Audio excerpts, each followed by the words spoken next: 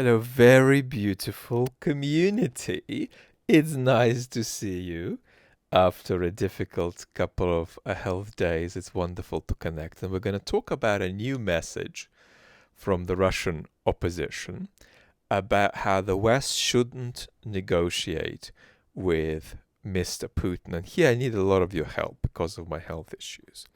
Because the problem with Vlad when he's particularly struggling with his health is that the reality is that he can get quite grumpy. And you've got to help him today not be grumpy about the Russian opposition. Now, he shouldn't get too grumpy because he's never talking about the Russian opposition in virtue of a position of giving them ideas, because we're talking between ourselves as a Western audience. So the Russian opposition are interesting to us because politics is interesting to us, mainly, actually, and only secondarily because the huge war in Eastern Europe is interesting to us. Primarily, I'd say that they're interesting to us because in some ways they mirror our very worst political habits in an intensified form back at us. Now, the reason not to be mean is because we're going to look at a statement that's really signed by Ilya Yashin, who's out of the Putin jail, by Vladimir Karamurza, who's out of the Putin jail, and by Yulia Navalnaya, who you know what she went through with her husband. But it's okay to be a bit abrupt because, quite frankly, we're not, we're not addressing them in any way. We're talking between ourselves. So there is a statement in relation to a march, and a couple of you have asked me to react to this. In a march in March in Germany, organized by the Russian opposition. And there's a letter undersigned by the three people I named, which says, and I've got the Russian here, so we're not going to get it wrong. We're going to be slow. So we'll translate it as we speak, right? We call on the international community to decisively stand up to Putin and not cooperate with his regime. And before that line, there is another line which says that it's important to not attempt to negotiate with Putin about anything, as he is a terrorist, etc. Because it's important to call things by their own name.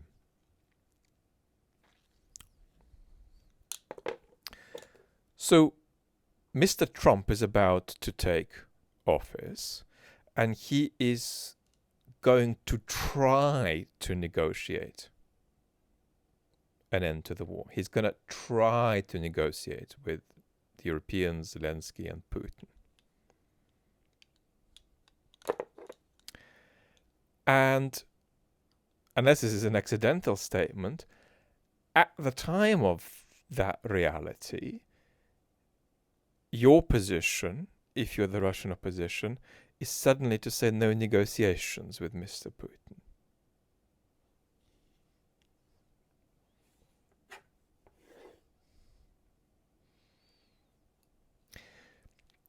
If that statement is a bit of a slip, we'll treat it as not a slip because it's interesting for our purposes to have this discussion, right? So the truth of the matter here actually matters less. So we'll take it as real. Because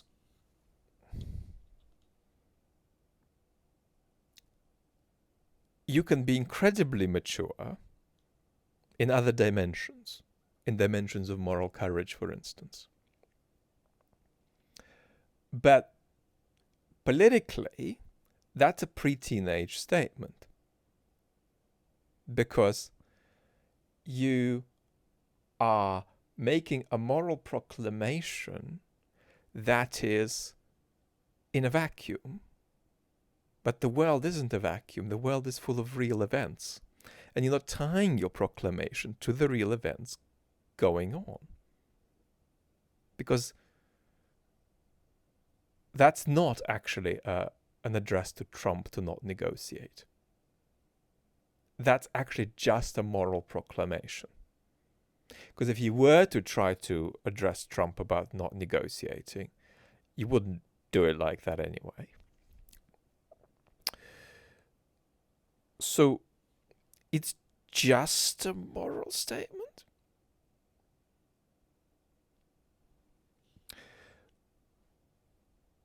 And it's vague, incidentally vague, deliberately vague, about how that ties to actual events happening not in the distant future, but in the next weeks.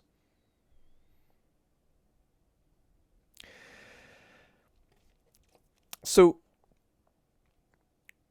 what would we think if we were to think more politically about this, right? Well, the first thing we would think is tie your moral proclamations to actual political events. That's the first thing. And the second thing, which is less important, is how you tie them to events. And the way you would tie them, if you were a Russian opposition that woke up politically yesterday,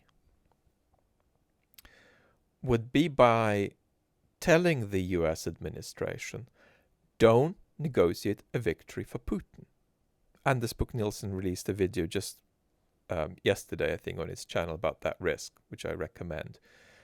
It's a funny video, by the way, because it has a sort of a real element, as my commentaries sometimes do, a real element of surreality to it, because on the one hand, the analysis is pretty basic, it's not complex. On the other hand, it is unfathomably ungraspable for a lot of people.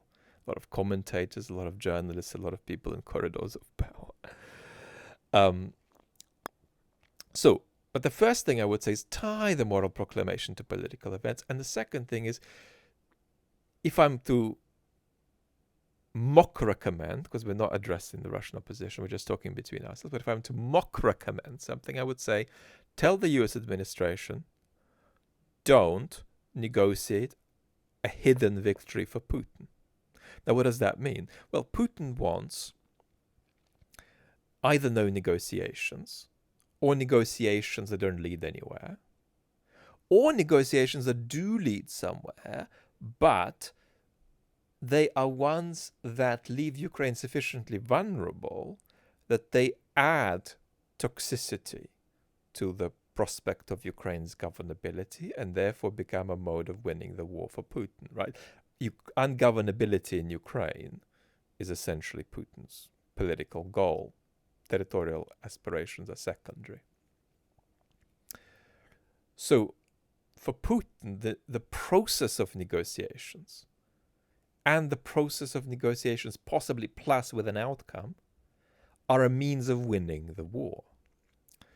And there is a risk that that happens in a way that's imperceptible to many in the West because they misperceive the nature of the conflict and Putin's aspirations in it. So don't give Putin a hidden victory via negotiations that to some people may look like a, if not a defeat for Putin, a reasonable end to the war acceptable to the West. It may seem that way, but it might not turn out to be that way. Now, you can actually go further. Not much further, but a bit further here. And say, look, we are in a situation of strategic incapacity. We are in a dynamic of decline. NATO is in decline. The West is in decline. But we can try to get a little bit strategic still within the delimitation of having no strategy toward this conflict in Eastern Europe. And what we can do is, first of all, as we've just said, resist inserting a victory for Putin into the negotiation process and negotiation outcome. The second thing is try to insert a defeat for Putin into the negotiation outcome if you're going to negotiate at all. So if you negotiate at all, try to bring it about that there is a pause that is maximally toxic for Putin and minimally toxic for Ukraine. And I'll talk about that at greater length on a separate occasion. But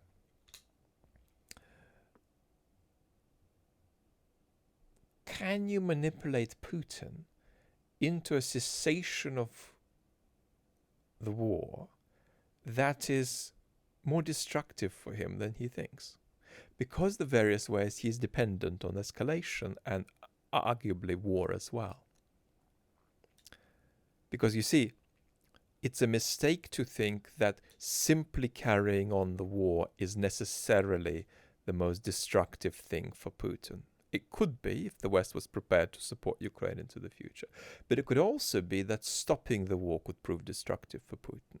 So if you're going to have a US administration tries to stop the war, try to stop it in a way that is maximally toxic for Putin. Because as soon as anything that looks like a major war stops, all kinds of dynamics of politicization will inevitably dramatize in Russia, right? There's going to be a significant increase in progressively less controllable from Putin's point of view inter-elite conflict, for instance. That's what's going to happen. It's not going to be a downward uprising from the population. And it's not just that a cessation of the war could destabilize Putin if it's arranged in the right way. It could also lead to Putin reacting to that destabilization by then escalating again in a way that is less well-timed and less constructive for the Russian side than he might have liked, and then hurting himself further by that escalation, right? So there's the possibility of triggering Putin into an unconstructive escalation, unconstructive for the furtherance of the of his imperial project. It's going to crash into a wall eventually, but it could crash into a wall in a long time from now or sooner. So that's the other thing I would add, right? So first of all, we said, tie your damn moral proclamations to actual events. And then, if you're going to say something about these events, one good thing to say is, don't hand the victory to Putin via a deal. And then you say, could you insert as much of a defeat for Putin as possible into a deal? How do you do that? Now, the psychology may actually be the same in what I have recommended as what the Russian opposition are trying to come up with with this statement. Because the psychology is a regime change psychology, actually. They're saying, don't negotiate with Putin, because then the war will carry on, and then eventually Putin will lose, and eventually Putin's regime will collapse. That's a Disney-fied logic, but it's a regime change logic, nevertheless, however flawed it might be. Or impractical it might be. So we're actually maintaining the same logic, but tying it in a much more politically serious and sort of friction-derived way to practical events. Why is there such an extreme sort of untethering of moral proclamation from actual political events? I think sociologically that's an interesting question. And I would say here it's important not to forget how much risk there is of drifting into a situation where what you say is not about political change, but it's about consumption by audiences on which you depend. That for the Russian opposition are increasingly Western-based audiences. And don't forget how far Western-based Russian audiences still interpenetrate with the Ukrainian internet. So don't underestimate that. You might be mistaken if you don't follow the story here, how much interpenetration there still is, and how much the most depoliticized pro-Ukrainian activism online, which says things like, may Russia disappear tomorrow, which is a nice sort of aesthetic or moral statement if you're Ukrainian, but it doesn't help Ukraine politically. But there's a lot of interpenetration between the Russian opposition's Russian audience and some of that Ukrainian internet discourse. And so there is this real risk of drifting into messaging that's simply about going like that about the Putin regime. Wouldn't it be nice if it wasn't there? Let's drink to that. Well, again, nothing illegal about that, but there is no politics there. You're just treating the Putin regime, which is an urgent security challenge to us all, as though it were a kind of soap powder you're refusing to buy because it has ingredients you don't like. Well, the soap powder is not a soap powder. It's a thing that's breaking into your home. You've got to do something about it. It's breaking into your neighbor's home. So there is a difference. So there's this risk, I think, of a depoliticized reception of these messages, inspiring the messages themselves to become progressively less politicized. I don't want to say that's the truth, but I want to say certainly it's a risk for the Russian opposition. And why is this interesting to us? Well, I think it's because that's what we do too. We're just less extravagantly thoughtless about it. But we do it too, right? We relate to politics like it's something we want or don't want to buy on the shelf, right? Extraordinarily, for instance, when I talk about Trump, I get a lot of messages asking me to not talk about him by people who share my aversion to Trump's politics. So it's not from Trump supporters that I get these messages. I get these messages from anti-Trump folks who say, Trump's so awful, why do we need to talk about him? I don't want to buy him off the shelf. The price isn't right for me. The ingredients aren't right for me. The whole thing is orange, and I don't like these weird orange things. I'm not going to buy that. Well, it's not a product that's being offered to you. It's a political reality to which you have to react, with which you have to somehow coexist constructively, right? And engage in conflict with it constructively to give yourself a maximal chance of not being oblivious about what's going on, but actually bringing it about that what comes to be in the future favors you rather than favoring you, favors you more rather than favoring you less. So the key thing about this talk is, has Vlad succeeded in not being grumpy? I think he's failed. He's been grumpy. But to what extent has he failed? Is it a 10 level of grumpy excess? Is it a 1 or 2? Right? Because we wanted 0 grumpiness. We may have got some. So how much is it? How bad did it get? So you can give me a score, please. And lots of love till next time.